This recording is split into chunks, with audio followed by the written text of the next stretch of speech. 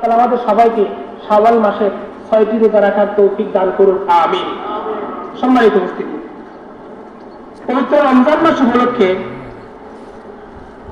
আমরা যারা যাকাত আদায় করেছি, ফিতরা দিয়েছি বা ফিতরা দিব, এই ফিতরা আমরা কেন দেব? ফিতরা দেওয়ার উদ্দেশ্য হলো, হাদিসের মধ্যে আল্লাহর নবী বলেন, তোমরা যে রমজান মাসের 1 মাস রোজা রেখেছিলে, এই রোজার মধ্যে অনেক লিক আছে। কি আছে ভাই?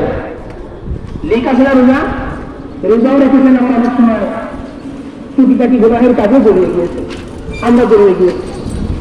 রোজার যে হালকা পাতলা ত্রুটি আছে, কম বেশি ভুল ত্রুটি আছে, এই সাদা কাতুল পৃথিবী দেওয়ার মাধ্যমে আল্লাহ তাআলা সেই রোজার ভুল ত্রুটিগুলো ক্ষমা করেন এবং এই রোজার সব আল্লাহ তাআলা নিজের হাতে দান করেন। সুবহানাল্লাহ। সম্মানিত উপস্থিতি, তো রমজান মাস আমাদের কাছ থেকে বিদায় নিচ্ছে। আবার সামনের বছর রমজান মাস আমরা পাবো কিনা এটা কেউ বলতে পারি না।